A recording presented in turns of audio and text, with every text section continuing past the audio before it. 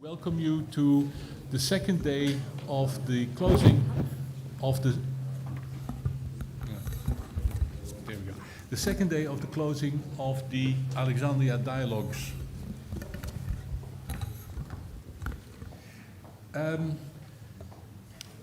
As you can see, the meeting is going to be slightly more intimate today. We don't quite have as many people, but I can see the diehards, the people who are really have been with the dialogue from the beginning, still in the room. I want to quickly recap some of the lines of discussion and to sort of phrase the discussion for today. It's just going to take 2 minutes. So yesterday we basically discussed the overall introduction to foresight. We took a look at the trends, the scenarios, and the reflections that we actually discovered in the dialogue going forward to benchmark why the discussion on a sustainable future for Egypt and a life of dignity, prosperity, and well-being for all Egyptians in 2050 can add value to the national discussion. We also saw that there was a very clear concept of concentric circles coming out. I think Dr. Assam was the one who articulated it first, that Egypt is part of Africa, it's part of the Mediterranean catchment, and it is part of the MENA region. These are 3 circles that need to connect. You also have the circles of demographics, digitalization, and economy that need to connect. In as much as yesterday there was a strong discussion about culture, values, and religion as one of the issues that need to connect in the future. So these complexities indicate the need to sometimes rethink what it means to be a human being in 2050 or in 2100, as the case may be. Because there was a strong realization that an Egyptian in 1860 had very different characteristics from an Egyptian in 1920 or in 1980 or the person that we're going to be seeing in 2040. Things change, culture changes, people changes, and their outlook change. The discussion about the future is therefore not necessarily about the physical occurrence of change, but actually what change does to a human being and how do we maintain that focus on human values and on cultures as we go forward. We also had a very strong discussion on data and pertinent data. And we basically saw a very good presentation of how much data is available and what is possible with data. But I have to use the name of Professor Al-Askari a little bit in vain, because at the end of his discussion he said, well, of course I can tell you when drought occurs, but I can't tell you how much rain will actually fall and when the rain will fall. And that basically means that there is an awful lot more of data and knowledge that is out there that can actually phrase the discussions about the future. But in the end of it, there always will be a measure of uncertainty, because there are 2 fundamental tenets looking at the future. First, expect the unexpected. And secondly, even the implausible is likely to happen. So you can't really look at the future purely through a data lens. Now, today's discussion is a discussion which I would call the capstone of the dialogue series. You have heard for an entire day what discussions on the future can add to the dialogue space in Egypt. You have the report of the dialogue, the chairman's summary. And the question now is going to be, is this important enough for us to continue to build a dialogue space on the future of Egypt in 2050, maybe even looking forward to 2100? If yes, what would be the structure of such discussions, and how would we anchor it, how would we give it an institutional home? So if those can be sort of 3 questions that can guide you a little bit in the discussion, I'd be very happy, because that would be the sort of summary that I would like to get to at the end of this, to take a look, where do we go from here? Ladies and gentlemen, let me hand over to the facilitator of this session. I apologize if I spoke too long. I'm back in listening mode from now on. Thank you.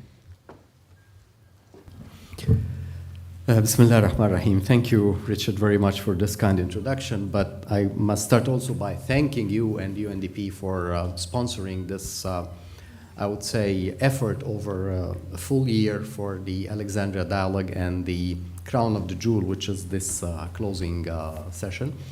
And I would like to thank Bibliotheca Alexandrina for hosting us and for all the efforts they have done, not only in the content, but only in the great logistics that the team is doing. We have ahead of us a really rich session. Sessions becomes rich because the speakers are actually very knowledgeable about what they are talking about. Our topic is actually values and experience for sight. And our speakers come from different backgrounds, so they will probably enrich us about different countries and different backgrounds and so on. We have 75 minutes in order to keep on track with the remaining of the day schedule. So I would like if each speaker get like 15 minutes, and then we'll have half an hour where we could interact with the audience, because yesterday I saw that the audience are very eager to interact with the speakers. Our first speaker is Dr. Samir Radwan. I'm not sure I'm qualified even to introduce him. He's very well known. He started his life with an academic career, and then he moved to the International Labour Organization, where he became the director of so many departments. His work on development is very well known. And this is why actually after the 2011 revolution, he was chosen to be Minister of Finance, because they all thought he will bring the social and sustainable, I would say, dimension to the Ministry of Finance. Dr. Samir Radwan, it's indeed our pleasure and honor you be with us today, and the floor is yours. Thank you very much, Mr. Chairman. I'm deeply honored to be here and to take part in this distinguished panel, chaired by a dear friend, Dr. Ahmed Darwish. I'm also happy this was the occasion where I have met old friends. We have a mini cabinet here, presided over by Dr. Asab, and he has not changed since 2011, actually. He's the same, smile, and allowing space for everybody. And of course, I would like to thank the godfather, in the good sense of the word, Richard Dictus, of the exercise, and Dr. Marwa and the Biblioteca. And I'm a bit sorry that all the ministers are here, 1, 2, 3, 4, but the new ministers are not here, because they should listen to us. They should listen to you. But anyway, I have a suggestion to make at the end to make them listen whether they like it or not. Now, the agenda given to us by Richard is to change the world in 15 minutes. And I'll do my best. The first thing is we have come a full circle since the beginning of this exercise. And the question is still hanging. Is foresight the relevant thing for Egypt? It is. But is Egypt ready to adopt this approach? There are things, there are prerequisites, which will come clearer in my intervention, that we really need to take seriously in order to adopt such an approach. Because essentially, foresight is different from crystal ball gazing, predictions, modeling, to something different, scenario building. And I'm sure I'm talking here with Dr. Ahmed, Dr. Magid Osman, and the others. And of course, yesterday we saw the speeches by Dr. Khalid and Dr. Al-Askari. Scenario building is part and parcel of progress now. And I'll explain why in a minute. But the answer is unqualified yes. We really need a scenario, or scenarios, in fact, to build scenarios for the future of Egypt in 2050. I don't need to go through the advantages of scenario building, the success stories. Is just, I have to quote Oxford Analytica on scenarios. where they say that scenario planning is a powerful analytical tool for developing long-term strategies that are resilient and robust even under conditions of uncertainty, as Richard pointed out this morning and yesterday. That's the key word. We are living in a world of uncertainty.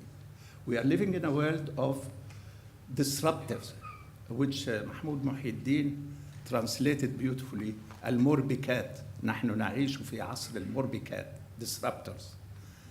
Things erupt. We are all talking about the fourth industrial revolution, and it came up. And we have to catch up with it. What's happening in the Middle East? The actors, the changing role of the various actors, climate change. All these issues are disruptors, which we have not taken into account in our traditional policy making and in our traditional planning, using the traditional tools. Somebody said yesterday, tried, I think, to quote Albert Einstein, that if you try to change, to solve problems, using the same old tools, don't be surprised, you will fail. But we are trying this, because in Egypt we are very faithful to the things we know. Change doesn't come naturally to us, even as individuals. And this is a culture that has to change, and to which I will turn at the end. So I don't really need to go at length in accounting the value of having scenario building as a tool of planning for the future. But scenario building does not stop at just scenarios, but also at analyzing the system. Because anything you do, any policy action you take,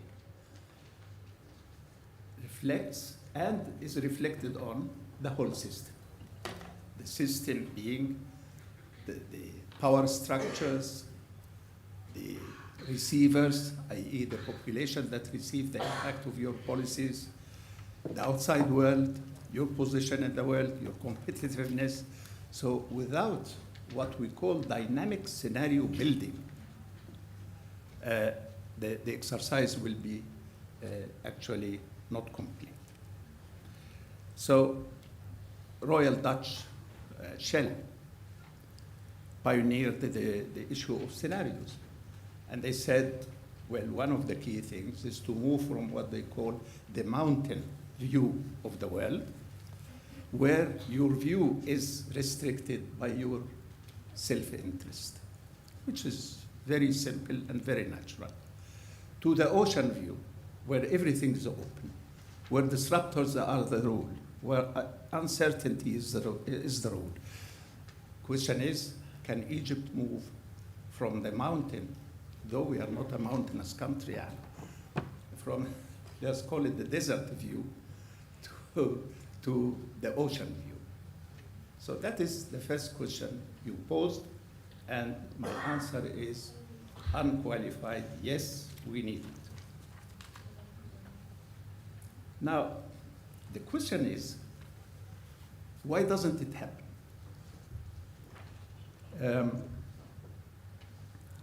If we look at Vision 2030, and I followed it, and here are people who took part in it, is an excellent effort at prognosis, at diagnosis. Diagnose the problem and set up a number of objectives. By 2030, Egypt will be such and such a country. Egypt will be number 30 in the global economy. And then they go into details. But how is this achieved?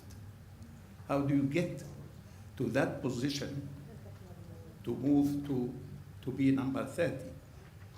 Vision 2030, with due respect, and I don't diminish the effort that has been done at all, is lacking in explaining the issue of transition.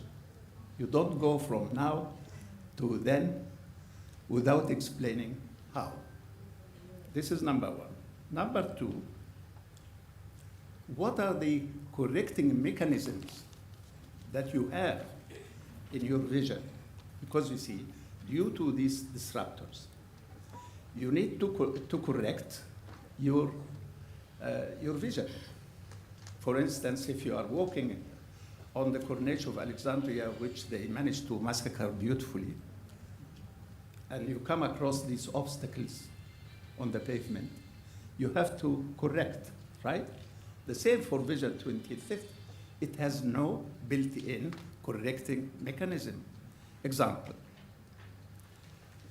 they predict that growth will be up from 4.2 at present to 5.3, to 10% in 2020, which is tomorrow. Now, it is only 5.3. How can we correct? How can we respond to this fact? Second, these are just examples.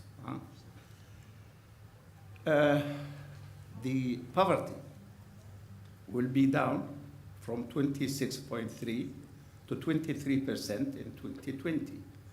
We are now 2020, lo and behold, poverty is 32.5%. So the foresight approach advantage is that you can correct your scenario, you can correct your path to development, which is lacking in Vision 2030.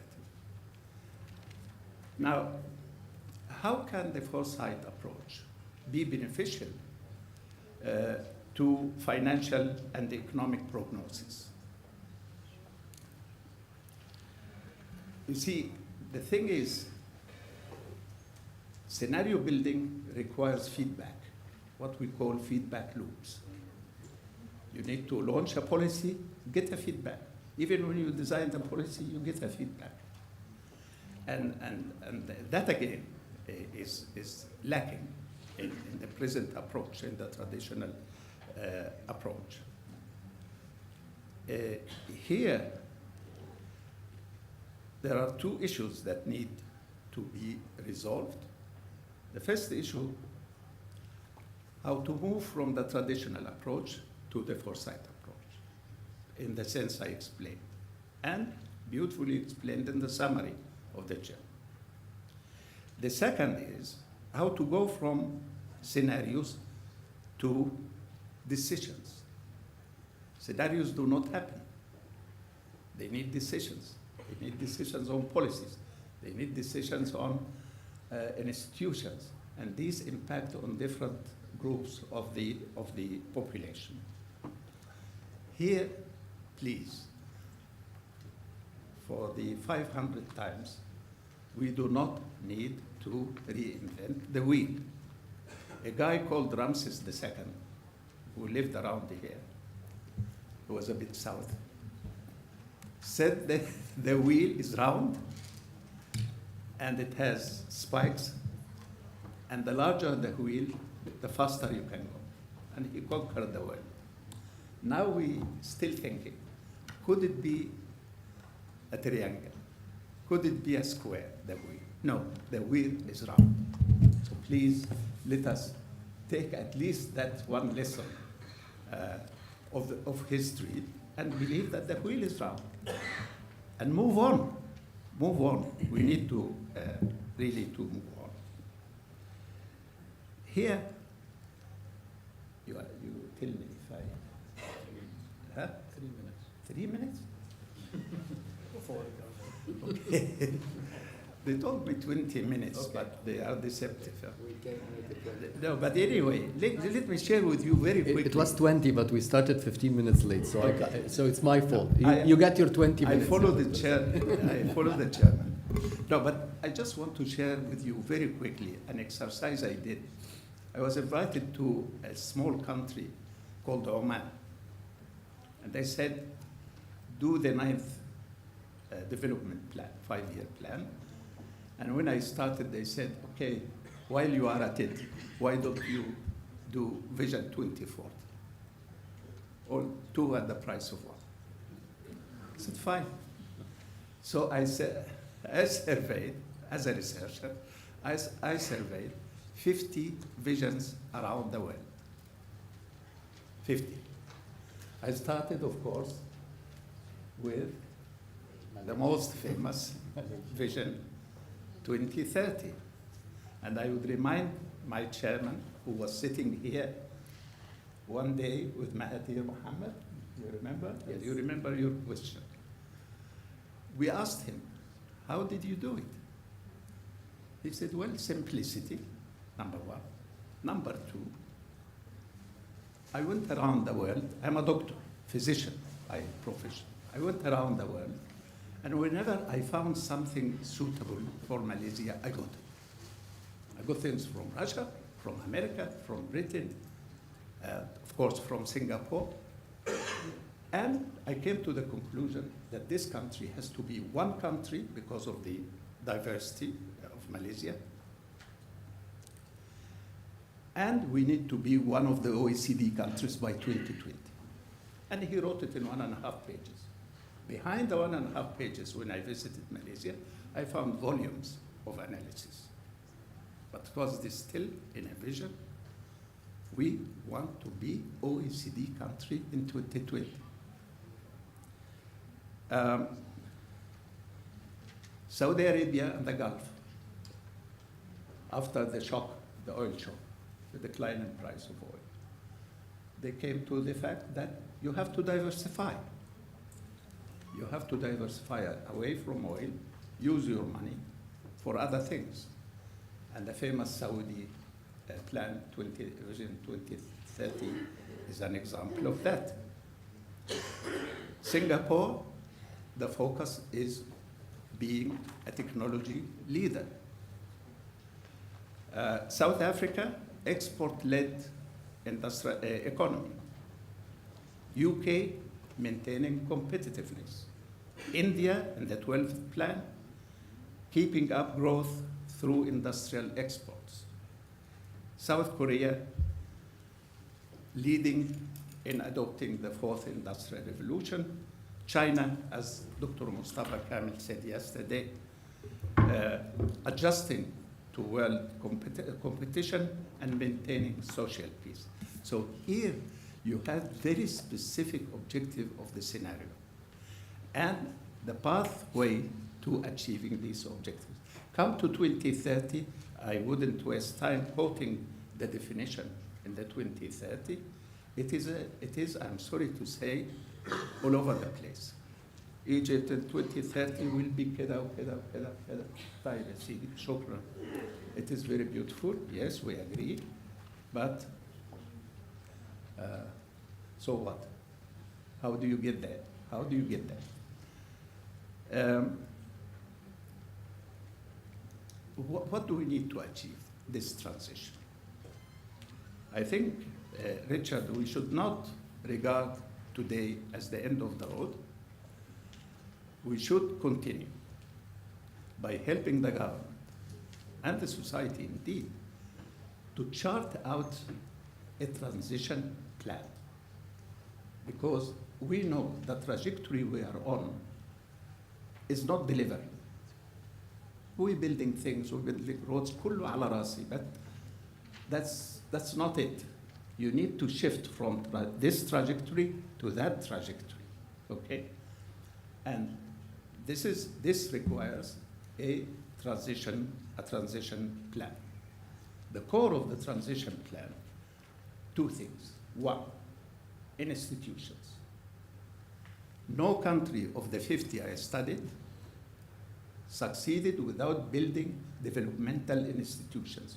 Institutions could be the structure of government, could be the legal framework, could be many things. Education, of course, we spoke about yesterday.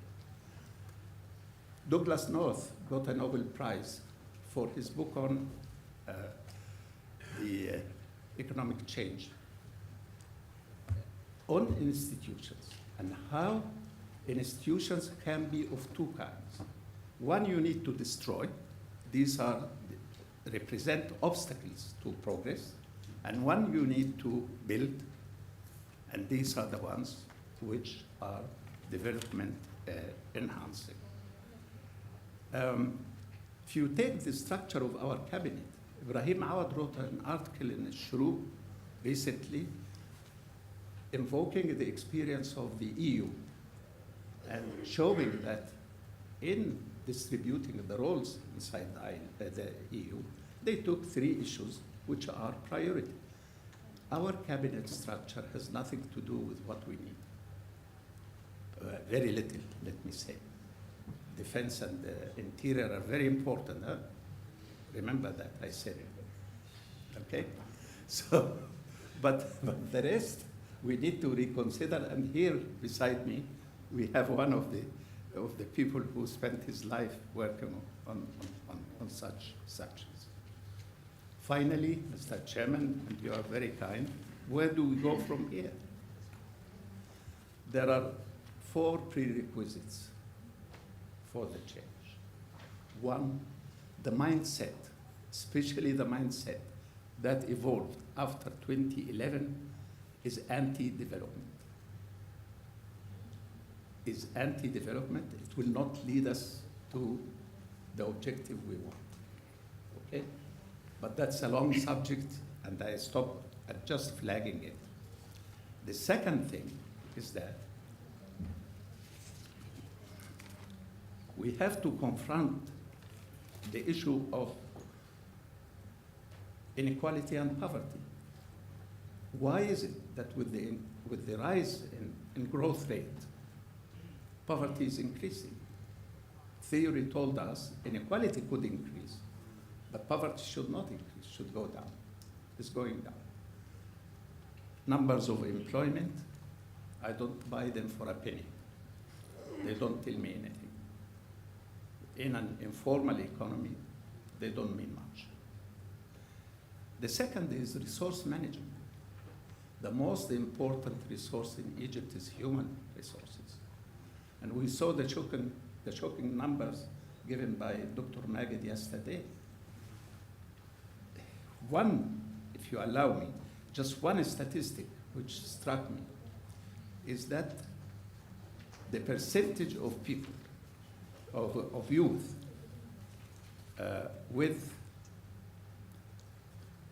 the percentage of youth with primary education in the bottom 20% of the income distribution at 62%. In the upper 20%, 94%, twice, that's primary. Secondary, 24% for the bottom 20%, and 67% only for the upper income group. How do you face change with such a thing? Okay, so I think this is an issue which needs to be confronted for the future. Then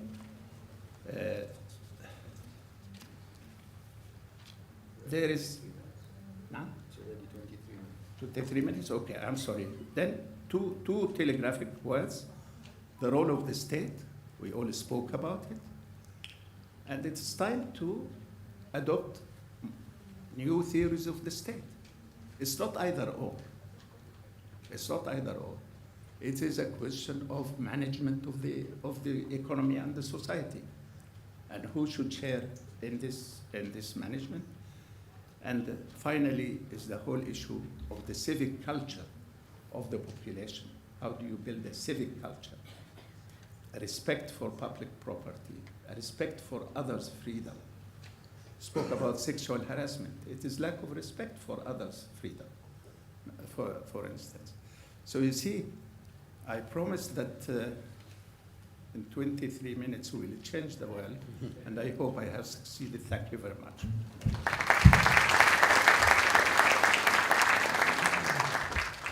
Thank you, Dr. Samir. I wear 2 hats. I'm the moderator and the discussant, so I will actually minimize my comments by correcting a certain perception Dr. Samir has about Egypt Vision 2030 because I mentioned yesterday that I was, one, if not the initiator of the whole thing many years ago, 6 years ago maybe. He says they predict the following would happen. That was not the way the process was going. The process was going such that they asked the people to dream. Where would you love to be? And supposedly we would have taken these numbers and have gone backwards to say what needs to be done to achieve that. They are currently, because I was involved in that the previous 2 months, is actually at putting the KPIs, how we can measure those 169 whatever things in order to see if we are on track or not. But I don't think we are yet at where the process, what should be done to take us there. So it was not a prediction, it was the dream. There's a difference between that. My second fast comment, because I promised I will be very short, is when you talked about cabinet restructuring, there is an extreme resistance. I myself was involved 3 times in 3 exercises to restructure the government of Egypt, 2008, 2013, 2015. Right now, they are doing what we call in the movies Take 4, or claquette for the 4th time, trying to restructure the government. For sure, we don't need 30,000 ministries. For sure, we think in a very old-fashioned way regarding how we are distributing the tasks among government. I will stop over here because I need to be fair and give the other 2 speakers their fair time. So our second speaker is Dr. Rojhan Mustafa.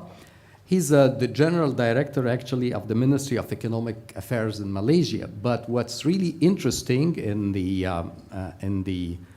background is that he was also the Director General of Higher Education in a previous time. So he brings, and is CEO of the unit that relates to the high university too. So he comes with a really very interesting background. It's not only development, but also education. Dr. Mustafa, we are really eager to listen to you. Thank you, Dr. Ahmed. Bismillahirrahmanirrahim. I would like to thank the organizer for holding this closing conference on Alexandria Dialogue, Egypt 2050.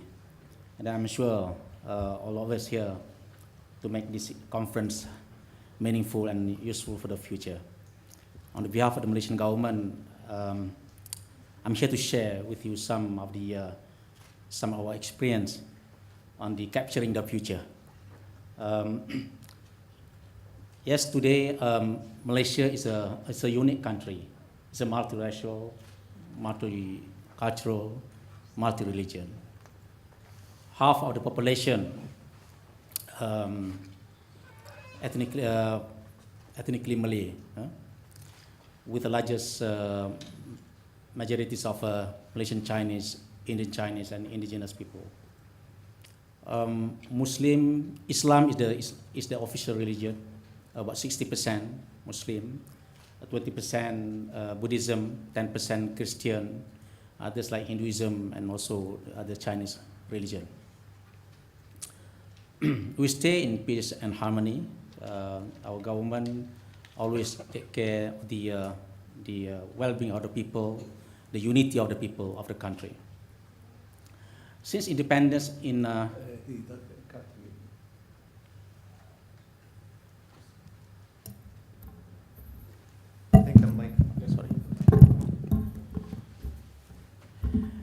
since independence in 1957 from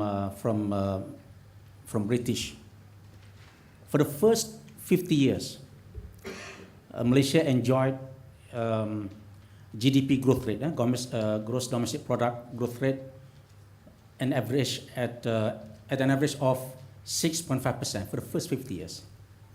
And from 1986 to 1996, Malaysia enjoyed at an average 9% per annum. Because of the high economic growth rate, Malaysia was called Tiger of Asia. So Malaysia emerged as a newly industrializing economy. ranked third in Southeast Asia and 25 in the world. Practice very open economy, trade with many countries.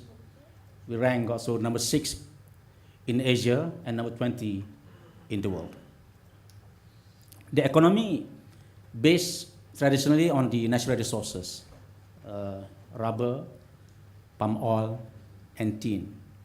By expanding to the manufacturing and services sector, Malaysia became the exporter of electrical and electronics since 1980s. And now, sector like tourism, medical tourism, and higher education becoming a new source of income for the country. Yes, we also face several challenges. We faced a 5 economic crisis in 1975 due to the oil shock. In 1985 due to the appreciation of yen currency. In 1997 due to the financial crisis. 2001 due to IT slowdown, and 2009 of China economy slowdown. But every time Malaysia rebound quickly after each crisis, because the economy is resilient. And today, our GDP growth rate grew at 4.7% for the first half of this year, compared to 4.9% of the same period of last year. Mainly due to the domestic activities, particularly on the private consumption, which increased to 7.7% due to the stable labor market and wages. So economic figures looks very, very good. After 62 years after independence, the social well-being is lagging behind the economic well-being, particularly in 3 areas. On the family, divorce rate, domestic violence, juvenile crimes increased due to increasing household debt level. On healthcare, we have been witnessed the increased number of non-communicable diseases related to ischemic heart diseases, pneumonia, cerebrovascular diseases, due to the unhealthy lifestyle, poor eating habits, okay, and then also the sedentary lifestyle, inactive living, physically inactive. And then also the country also experiencing the malnutrition, lack of the nutrition. You know, they have sufficient food, but they don't eat healthy food. This also become very big issue in the country today. In terms of environment, due to the process of urbanization and industrialization, our river become polluted. Okay, river become polluted. We have also the air pollution, also noise pollution. This all creates stress to the people in the country. So, what do people need in the future? What do we need? What do they need for the future? In Malaysia, we have been guided by 2 main national policies. Number 1, they call National Economic Policy from 1970 to 1990 to restructuring the economy, to restructuring the society and to eradicate the poverty. And then the poverty rate in the country has been reduced from 49% in 1970 to 0.4% in 2016. Very successful eradication of the poverty. Okay. However, the economic inequalities exist between different ethnic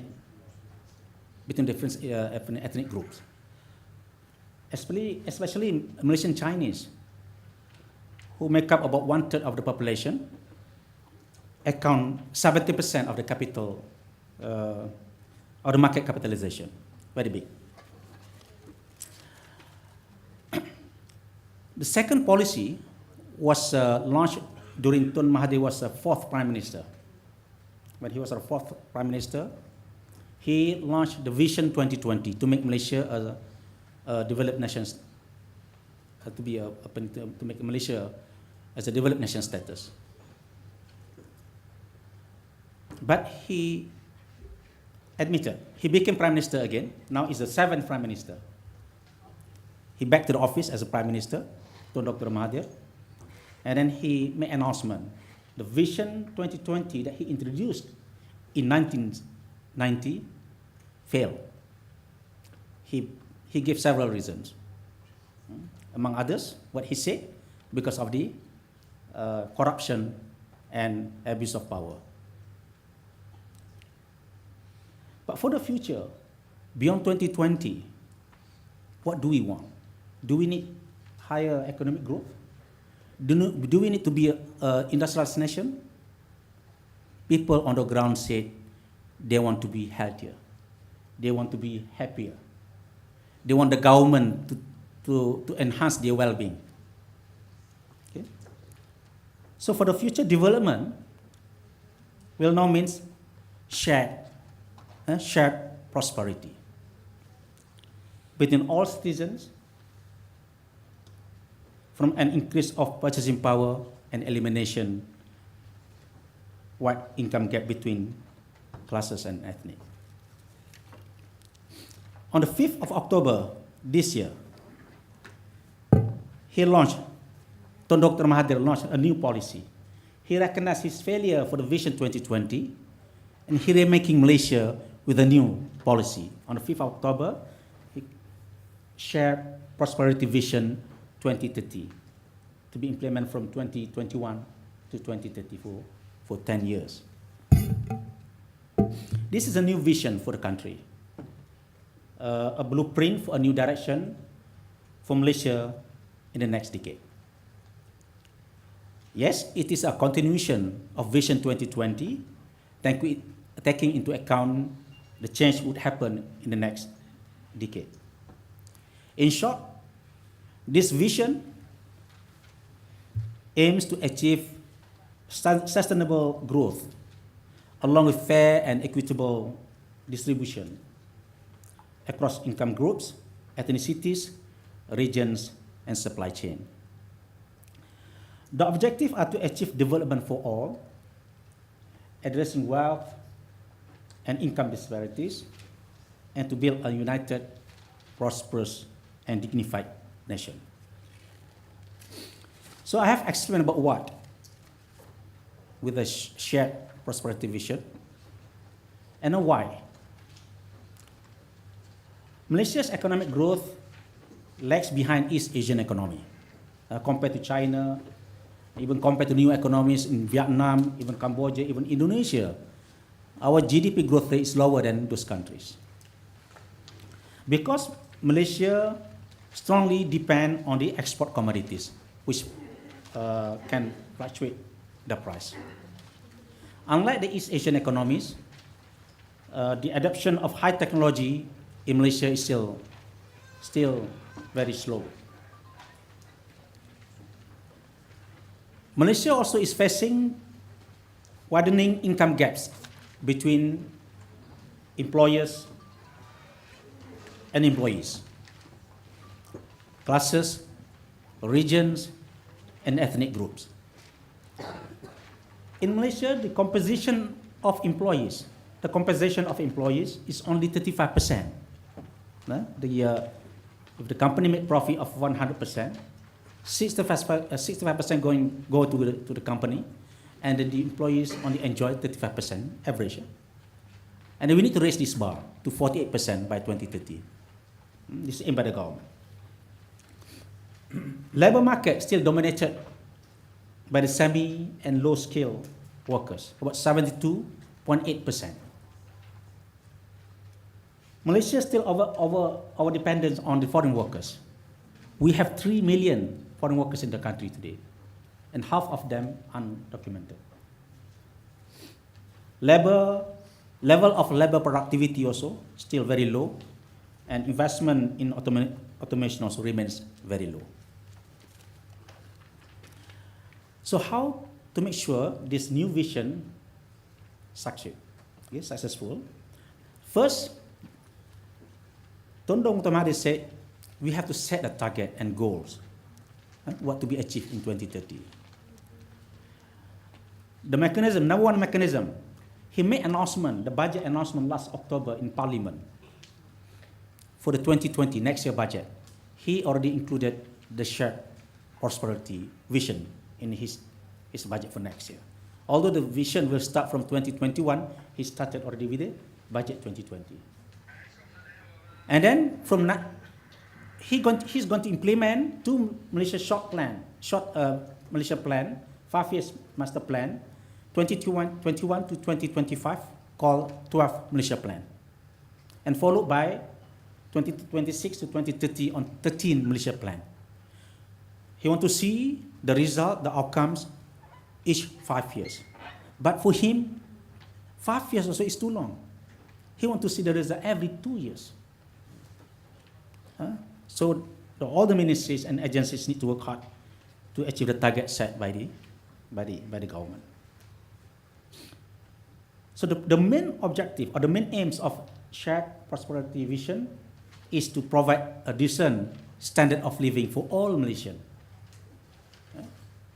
They need to have shelter, they need to have house, okay?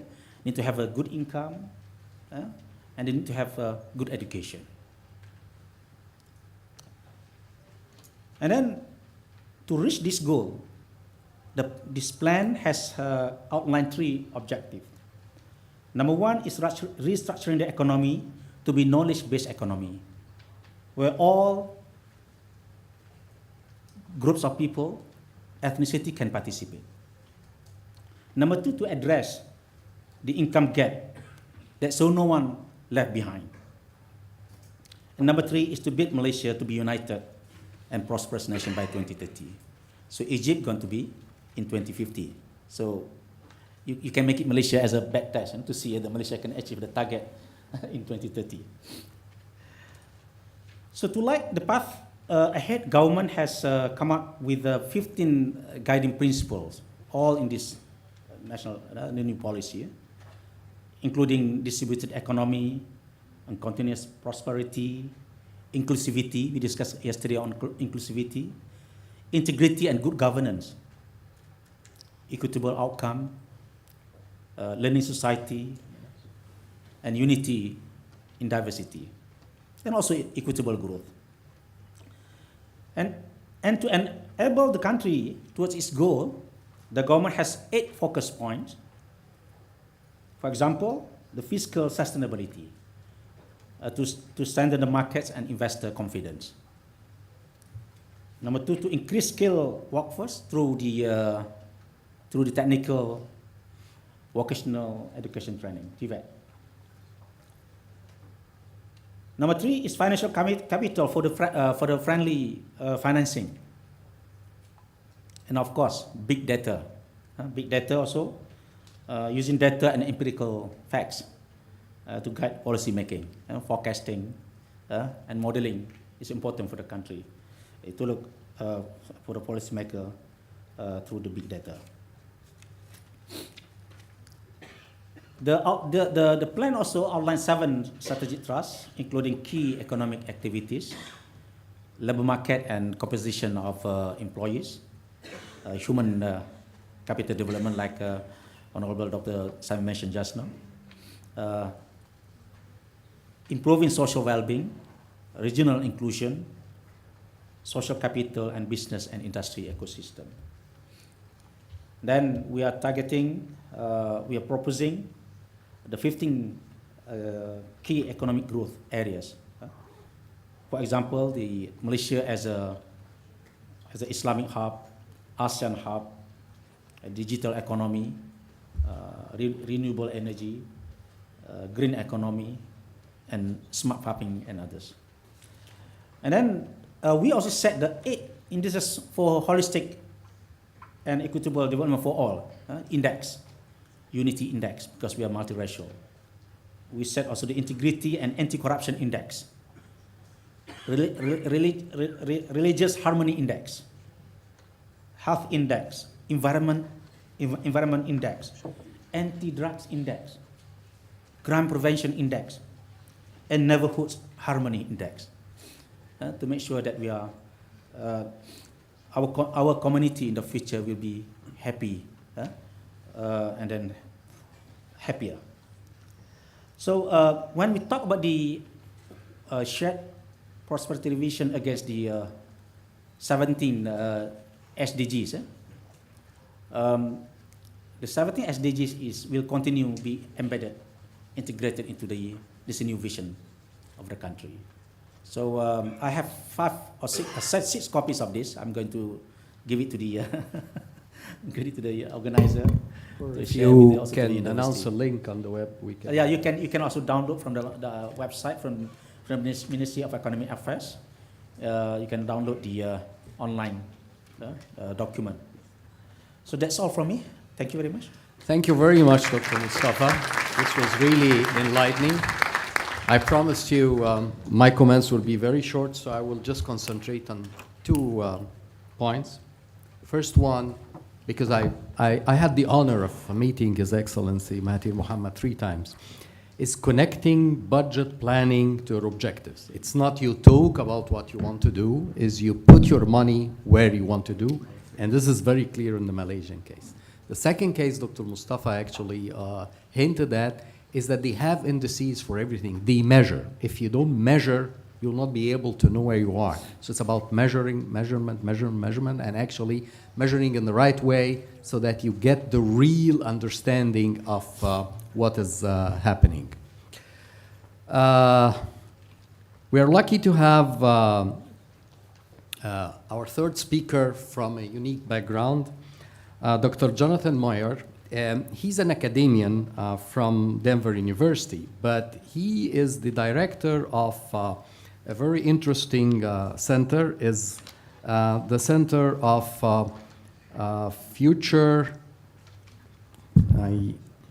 International Futures, the Pardee Center for International Futures. I found that very interesting.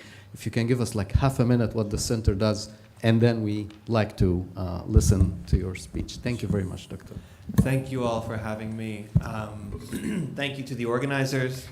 It's a pleasure to be here. My name is Jonathan, and I look forward to speaking with you today. So I run what's called the Pardee Center for International Futures. It's a relatively large research center that focuses on quantitative modeling and also engages very much with foresight activities in different countries around the world. We've worked with a large number of governments in their development of national plans, normally a bit on the outside of the process, but informing the process. So we've worked with South Africa, Peru, the United States, of course, various other places. We've worked with the UNDP quite a bit in helping them collaborate with governments in thinking about achieving the Sustainable Development Goals. So we have a project here in Egypt, and if you would look online, this is what I could have presented, which is our projection for development in Egypt over the next, out through 2050, looking at development objectives and how many Sustainable Development Goals Egypt is likely to achieve across issue areas, and then what alternative scenarios can help Egypt move the needle and achieve more development priorities. So we use one tool. The tool is called International Futures. And the tool is a tool that has been developed over 40 years, 40, so a very long time, by very many academics. And it is a quantitative tool that simulates development at the country or subnational level across many issue areas: demographics, economics, health, education, agriculture, energy, technology, infrastructure, governance. The world is a very deeply interconnected space, and we want to represent that interconnected space. That's my job. So that's a little bit of background on what we do. So I'm here to, I think, be a little bit of provide a little different voice, perhaps. I'm not a traditional foresight person. I think I would be thought of as more of a traditional modeler, right? Or someone who's doing quantitative analysis. Nobody's perfect. Thank you, Your Excellency. I appreciate that. But what I want to promote today is the idea that what Egypt should be doing is what I would call Foresight Plus. And Foresight Plus is primarily about doing something that we haven't talked about here really at all, and it's missing. And I think I would say it's the most important thing. And that's saying what is the most likely development trajectory for Egypt? What are the things we know about the future? What are the things we know about the future? And then engage in a foresight process that says, okay, knowing that as an anchor and a foundation, where do we want to go? Okay, so I'll unpack this a little bit here. So I've heard many people say yesterday, and I enjoyed the conversation even though I was very tired from traveling. I thought it was a very fruitful conversation. Many people say, who could have predicted that? No one could have seen this coming. The uncertainty in this space is so large. This technology is going to change how everything, That may all be true, but there's another side of very many things that we do know about what's coming. I believe that the purpose of a planning process is to create knowledge. I think that's what a strategic plan should be. It is a process that creates knowledge and eventually creates a culture of planning. And the culture of planning is, I think, the thing that will drive positive development more than anything. I am an analyst, okay? So I'm not a futurist. I believe that all analysis has something important to say about the future. If you're a historian, you're saying something about the future. If you're a mathematician, you're saying something about the future, right? All scientific, social science, etc. work is about the future. And we have a fundamental problem of scientific work not always being thought of as what does this mean for where the world is going. So that's something I want to change. So what do we know about the future? Okay, this is something I'm deeply invested in. We know nothing on a fundamental level because the future has never happened. We're only always in the present, right? Always. Never in the past, we're never in the future. So fundamentally, we know nothing. But, and this is a big but, we act as if we know very much. When you got up in the morning, you planned for the clothes you were wearing. You planned for where you were going. You came here. You had a plan for that. You knew how you were going to get here, right? Maybe some things were a little different on your path, but you arrived here, right? When you have a plan for what you will eat for lunch. You have a plan for your future, your career, right? Your family. All of these things we're planning all the times. We have expectations. If I do this, will it fall? It always falls, okay? Like physics, like all of these things. We know very much that's fundamental about the world, and it's driven by a knowledge of the past that carries over into the future. Culture and norms continue. Population and demographic systems, if they're big enough, it's not hard to know. If you asked me, what is the population of this room? That's a hard thing to talk about because it changes. People come in and they leave all the time. In 20 years, what's the population of this room? That's hard to know. The population of Egypt is much less difficult to know about the long-term future, even though there's uncertainty. What surprises us? I think human beings are really oriented towards seeing things that they didn't expect. So the things that surprise us, we really remember. We focus on the things we didn't anticipate. But the things we didn't anticipate often represent a small amount of our daily life. So we're surprised by political change, sports team victories, weather changes, family changes, technology changes. These things are important and they have to be a part of the planning process. But I think they should be a part of the planning process after you've established where you're going. So why? Why do we know things about the future? I think there are three things to consider, three things to think about, right? The first thing is you have to understand what variable you're trying to think about. This is the oldest truism in social science and hard science. What are you trying to understand? So the variable, but in terms of how the space in which it operates. So are we talking about this room, the population, or Egypt? Space is a really important thing. And time is a second thing. Do I want to predict the population of this room in 1 minute or in 10 years? It seems simple, but people forget that. It's very important. People try to forecast currencies in 5 years. I think that's a mistake. Or they forecast GDP growth in the next quarter. I think that's a mistake. I think you can say a lot about GDP over 10 years that you can't say about the next quarter. Right? That's a big statement for some people maybe, but I think it's important.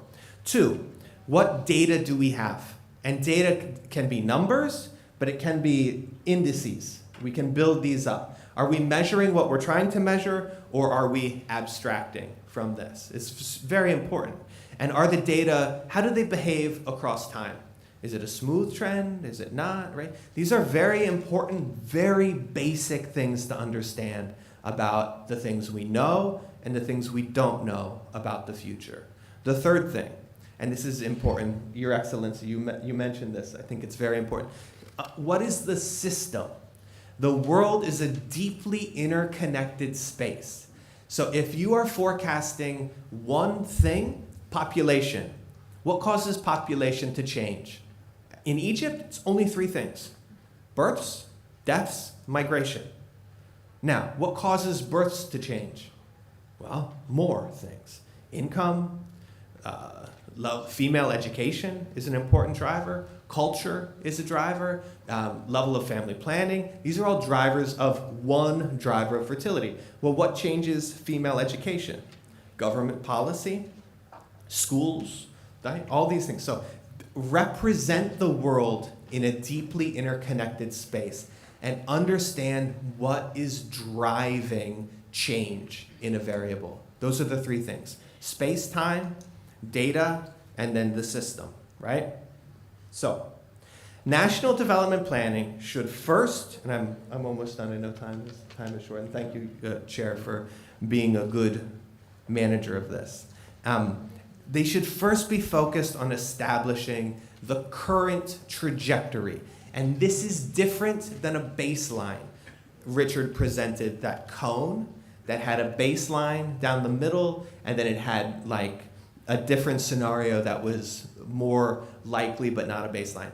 Baselines are academic often.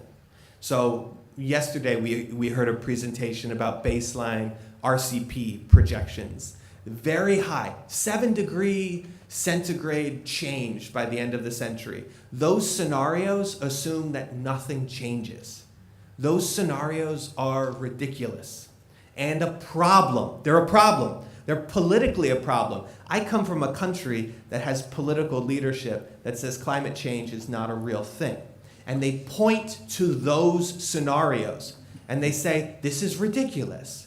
And the correct answer is yes, that projection is probably ridiculous. So get to a realistic projection. It's not a baseline.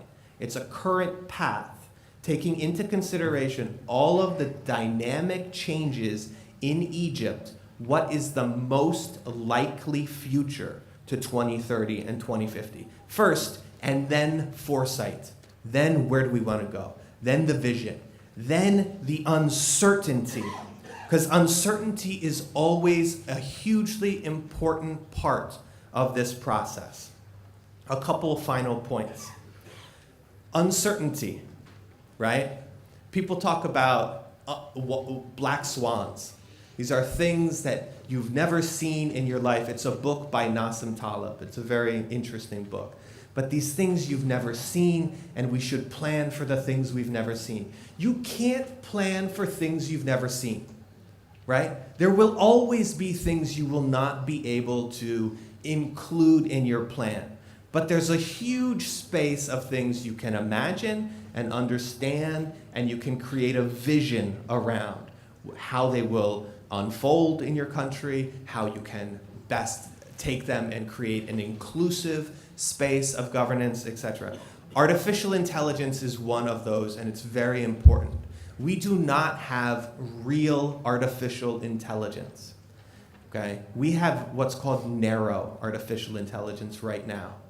And that is like your phone and you say, hey Siri, blah, blah, blah. That's narrow, okay? Self-driving cars, narrow. When we get to general artificial intelligence, that's the kind of thing that will dramatically change things, potentially. That's the kind of thing that quantitative models cannot deal with, right? So there are limits to this, but I think national visions should start by saying, here's where we think we're going. Then, second, here's where we want to go. And that's very difficult politically because you put two numbers out there and it says, I expect GDP growth to be this, and I want it to be this. And if it's not this, then politicians can be held accountable, which is a challenge. But those are my thoughts. Thank you again so much for this. Now, give a harder round of applause. He left 6 minutes of his 20 minutes, so we really appreciate it. He's giving you more time for questions. So the question is Egypt really serious about foresight? Is Egypt really serious about using whatever, models and simulations and so on?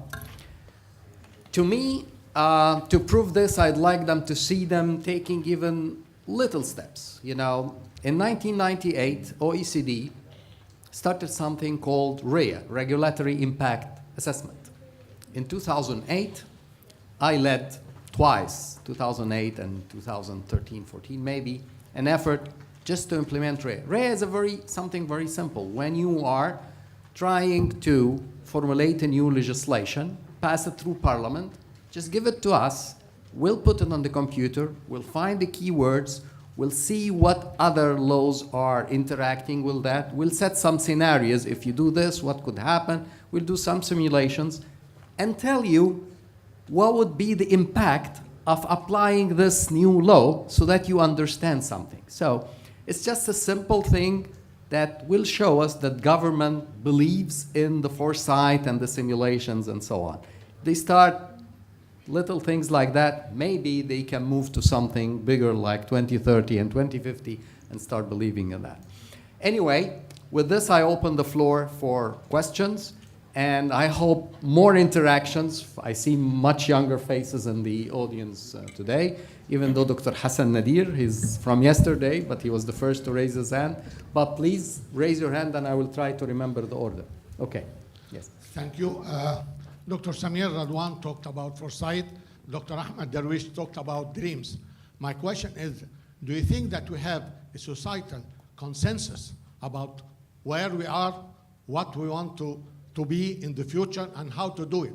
We talk too much about free market, while the state itself, all the laws are towards the control of the state. Even the people themselves, they don't trust businessmen, they don't trust free enterprise. How can you implement any policies if we are not sure whether the people themselves accept that or not? Maybe one of the reasons of the revolution against the Shah of Iran was that he was going too fast.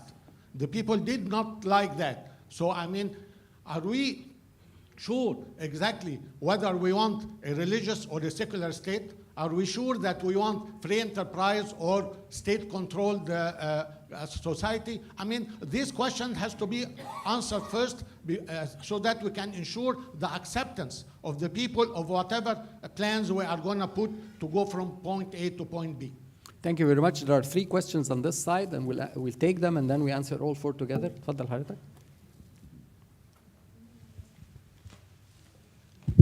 Okay, thank you, Dr. Ahmed, and ممكن تعرف good نفسك؟ afternoon. Yes, good afternoon to everybody. I am Ayman Hamada, General Manager of Species Diversity, and responsible for the biodiversity monitoring and planning in the Ministry of Environment.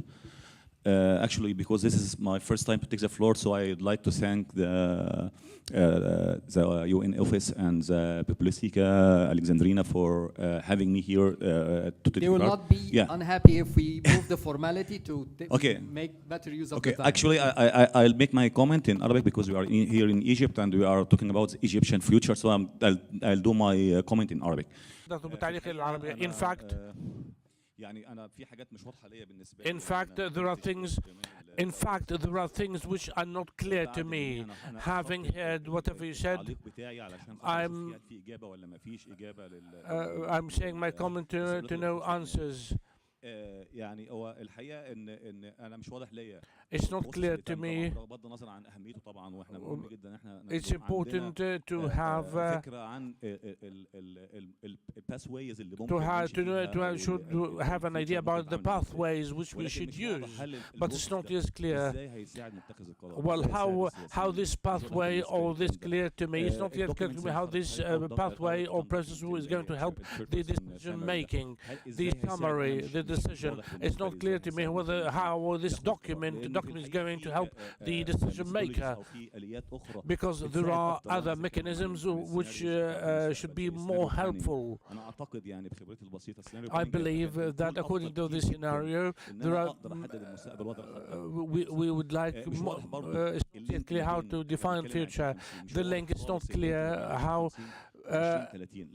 the link between 2030 and 2050 is not clear at all. We haven't yet a strategic. We haven't even assigned the strategic roles. Who is going to do what? So in this link should be forged between 2050 and 2030. It's not yet clear to me. So yes, I'd like to add something more. It's one more comment. The process initiated to me the process initiated well. مش معقولة document كاملة بتتكلم عن الفيوتشر وبتتكلم عن climate change في the document, the entire document has been talking full pages about the climate change and climate change. And no single word is mentioned about biodiversity. Though you have been talking about climate change, no single word has been mentioned about biodiversity. You haven't mentioned anything about biodiversity, about food security, the safety of food systems, and how do they serve biodiversity and serve the goals.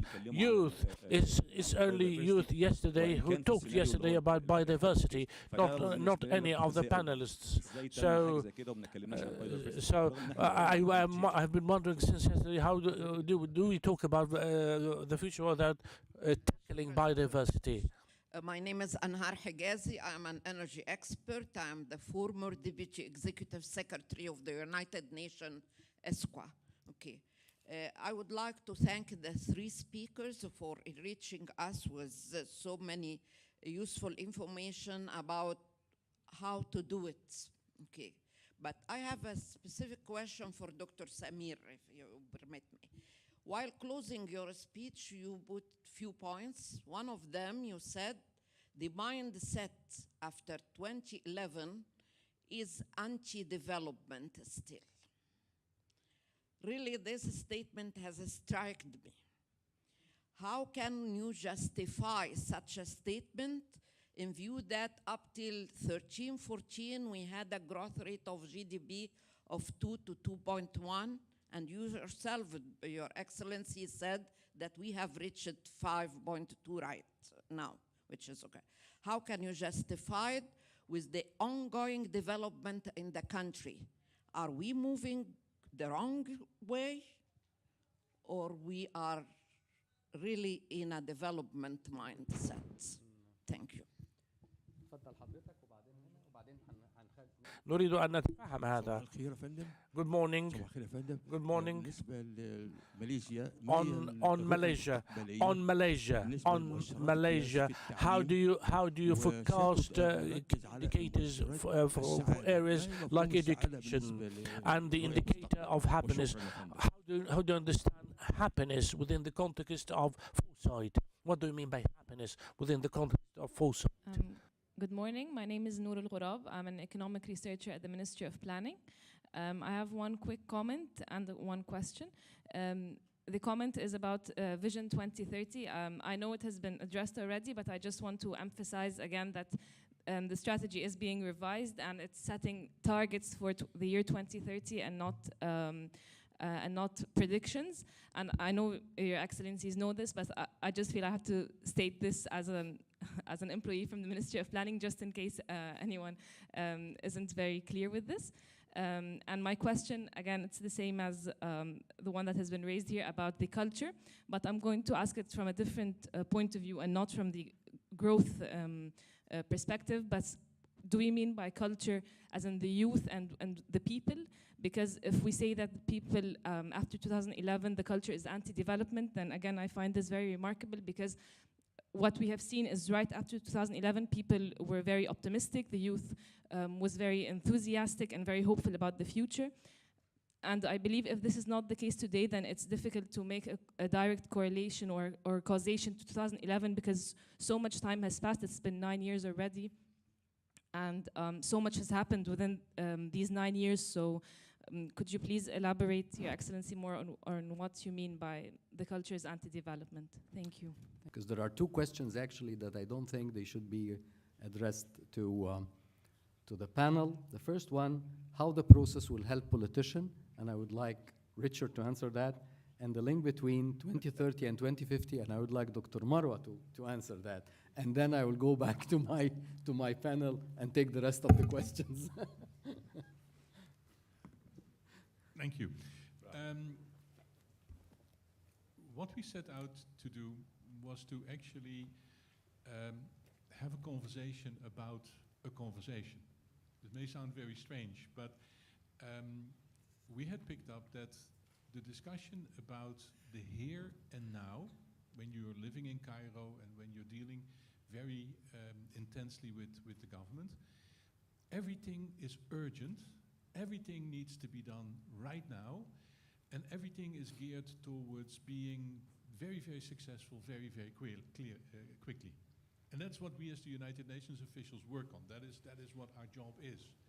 But increasingly, I started getting the impression that there never is an opportunity for anybody to actually step back and look at the larger picture over time. Not the larger picture as it is now, but the larger picture over time. And the desire was for us to create a forum whereby we could take a step away from the realities of Cairo, and that's also why we definitely ended up in the Biblioteca, because that gave us the actually physical space to move away from that reality and to start a discussion about the larger trends, the larger future, in the hope that what we would be discussing at a certain moment would indeed be read by important people who make decisions. Now, what helps is when you do that with very important people who have already taken many of these important decisions in the room. In other words, the group of people that we had in the room was very much selected because those are people that current ministers ask questions of. Those are people, and there's a few in the room here, that actually even the president will listen to when they have something to say.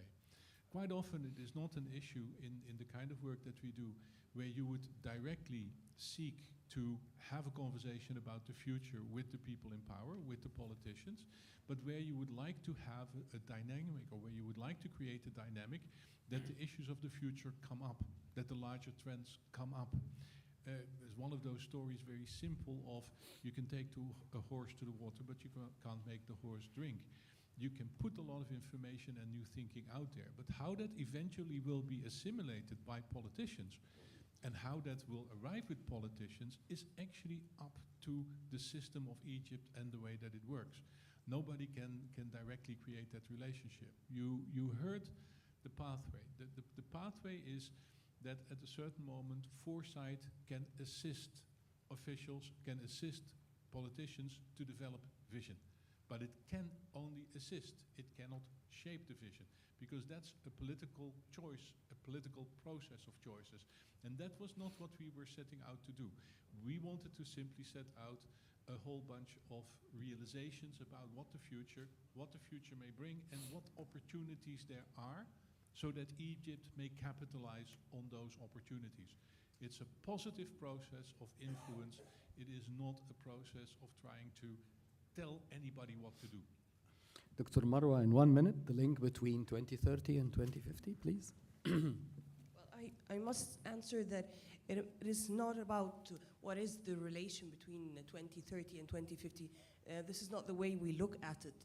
I mean, when we thought about 2050, we thought that we didn't want to fall in a pitfall that we're just examining what's happening in 2030 and repeating what is being done, because there's a lot of societal dialogues about the 2030 plan and a lot of experts talking about it, and a lot of efforts from the government to do that. So as the Library of Alexandria, we're trying to push things forward and to think even beyond 2030, because sometimes we got caught in the present and the very near future, and we wanted to think that we need to keep the momentum even after 2030 by these type of dialogues, and there is no right or wrong way. It is just an adventure or a journey, as I started and said, that we have started with our partners, the Ministry of Planning, as well as the UN Resident Coordinator and his office.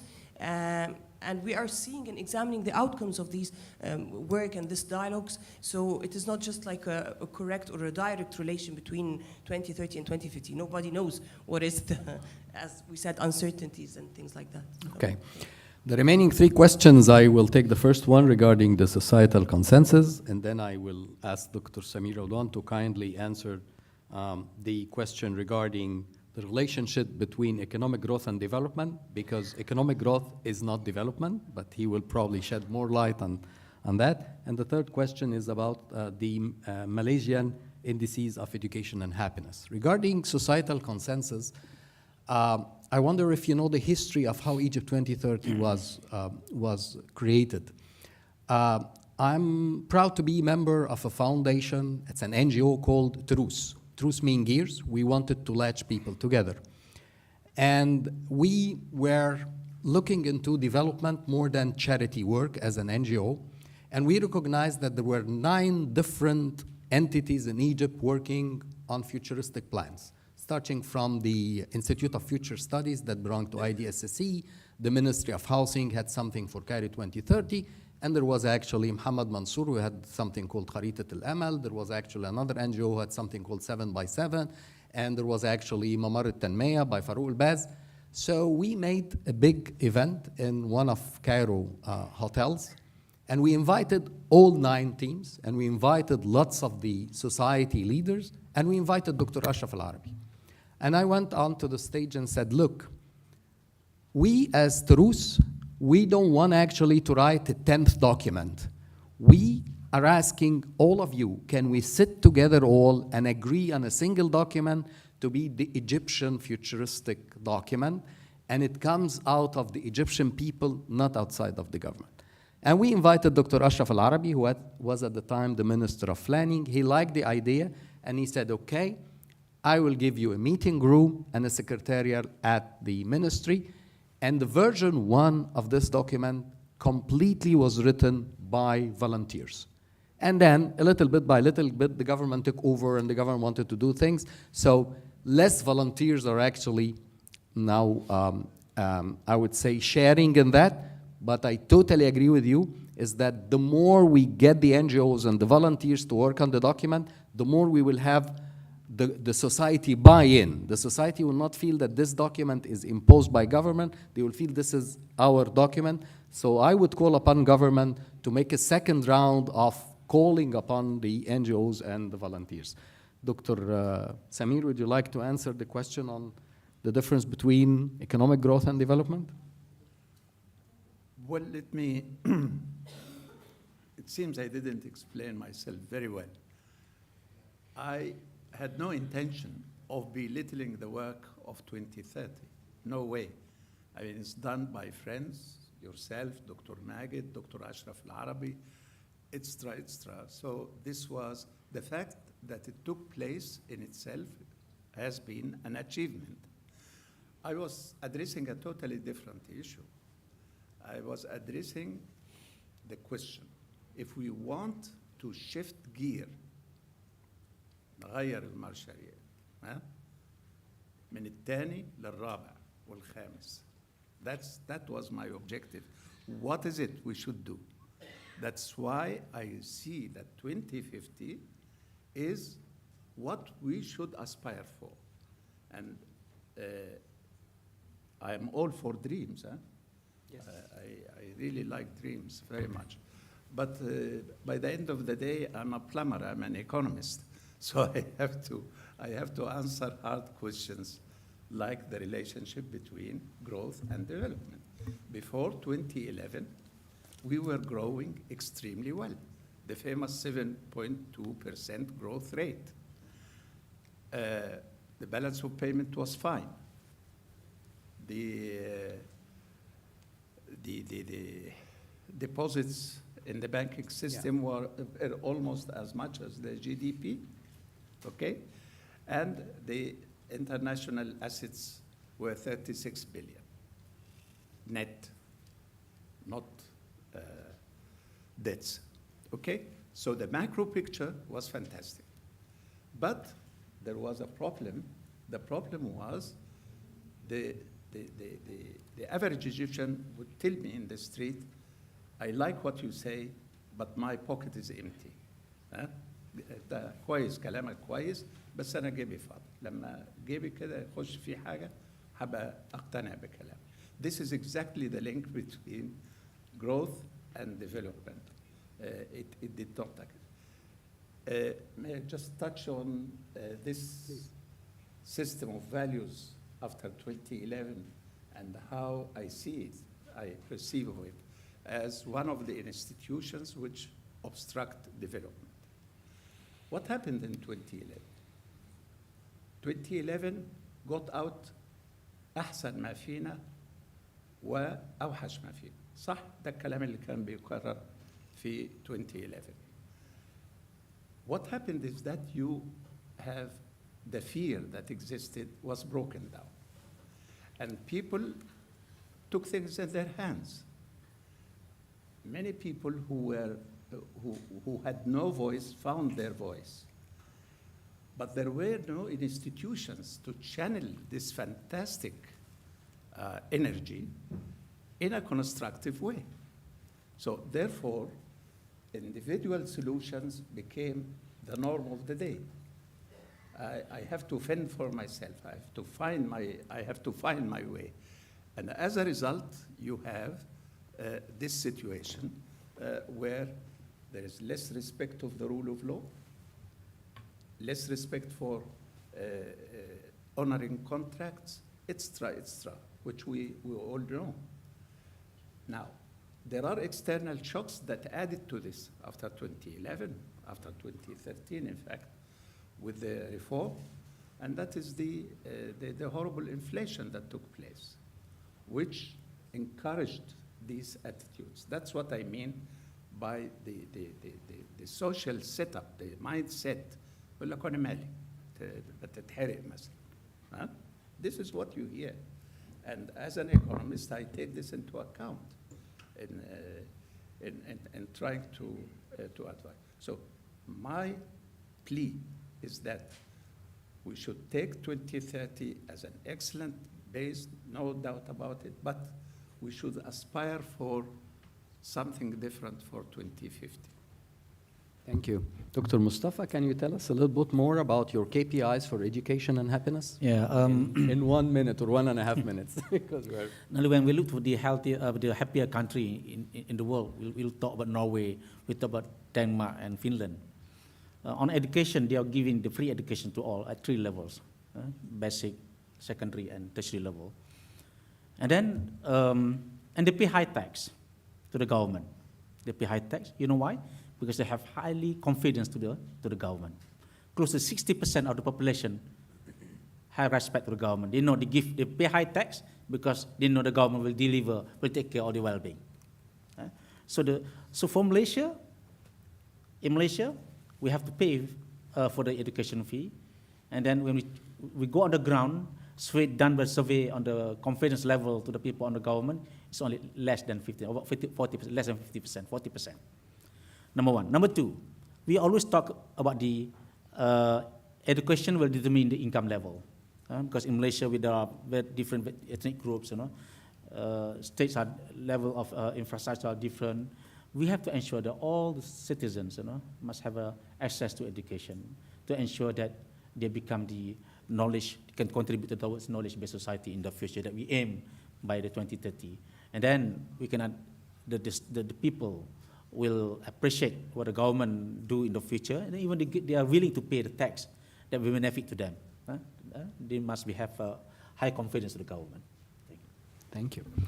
I'd like to give you and leave you with a very positive note. The newly appointed Prime Minister of Finland, Sanna Marin, she is a female. She is 32 years old. The Prime Minister of Uzbekistan is 35, and the Prime Minister of New Zealand is 39.